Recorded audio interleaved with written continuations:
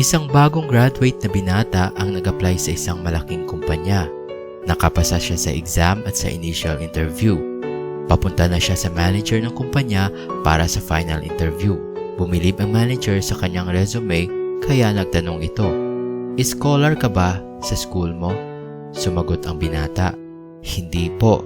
Tinanong siya ulit, "Magulang mo ang nagbabayad ng tuition at expenses mo?" "Opo," sagot ulit ng binata. "Ano ang trabaho ng tatay mo?" "Mekaniko po." "Ang nanay mo may trabaho din?" "Tumatanggap po ng labada at plantsahin sa bahay." Pinalapit ng manager ang binata at sinabing ipakita nito ang kanyang mga kamay. Lumapit ang binata at ipinakita ang kanyang malambot at makinis na mga kamay. Tinanong ulit siya ng manager, "Tumutulong ka ba sa pagtatrabaho ng mga magulang mo?" Ang sagot, "Hindi po. Ayaw nila akong patulungin dahil gusto nila na mag-focus ako sa pag-aaral. At isa pa, mas gamay na nila ang trabahong iyon kesa sa akin. Baka magkamali lang po ako." Sinabi ng manager, "Sige, bumalik ka bukas para sa second set ng final interview. Pero, pag-uwi mo ngayon sa bahay, gawin mo itong sasabihin ko sa'yo. Hugasan mo ang mga kamay ng tatay at nanay mo. Kapag nagawa mo ito, ay bumalik ka bukas para sa final interview." Naramdaman ng binata na malaki ang pag-asa niya na makuha ang trabahong gusto niya makuha. Pagka-uwi niya ay sinabi niya sa nanay at tatay niya na huhugasan niya ang kanilang mga kamay. Nagtaka ang kanyang mga magulang. Masaya ang kanyang mga magulang, subalit halo ang kanilang emosyon. Medyo nahihiyang ipinakita ng kanyang mga magulang ang kanilang mga kamay.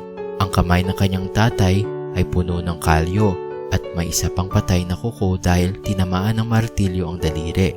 Ang kamay naman ng nanay ay magaspang at may sugat dahil sa pagkukusot ng mga labahin. Napansin din niya ang isang maliit na paso na malamang ay dahil sa pagtanggap ng plantsahin. Ito ang unang pagkakataon na napagmasdan niya ang kamay ng kanyang mga magulang. Ang mga kamay na nagtatrabaho araw-araw para matustusan ang kanyang pag-aaral. Ang mga kamay na nagbabanat ng buto para magkaroon ng pagkain sa kanilang hapagkainan. Ang mga kalyo, patay na kuko at sugat sa kamay ang kapalit ng kanyang maayos na pag-aaral, maayos na pananamit at maayos na kinabukasan. Pagkatapos mahugasan ang mga kamay ng mga magulang, ay siya na mismo ang nagligpit ng mga gamit ng kanyang tatay at siya na din ang nagtiklob ng mga damit na pinag-arawan ng kanyang nanay mula sa sampayan. Siya na din ang naghugas ng pinagkainan. Matagal nagkwentuhan ang pamilya ng gabing iyon. Kinabukasan, maagang nagpunta ang binata sa opisina ng manager. Pagpasok ng binata ay naabutan niya ang manager na nagkakape. Napansin ng manager ang nagingilid na luha sa mga mata ng binata na kanyang itong tanungin. "Sige, ikwento mo sa akin kung ano ang ginawa mo sa bahay ninyo at kung ano ang natutunan mo." Sumagot ang binata. Hinugasan niya ang kamay ng kanyang tatay at nanay at siya din ang nagligpit ng mga gamit nila sa pagtatrabaho. Ngayon ay naiintindihan niya na kung wala ang kanyang mga magulang ay wala din siya ngayon sa ganitong estado. Nung tinulungan niya ang kanyang mga magulang, ay narealize niya na mahirap palang gumawa ng nag-iisa. Napagtanto niya ang kahalagahan ng sakripisyong ibinibigay nila sa kanya hanggang sa ngayon at mula nang siya ay bata pa. Dahil sa kanilang labis na pagmamahal sa kanya na gagawin ang lahat ng makakaya kahit na sila'y nahihirapan ay kanilang tinitiis.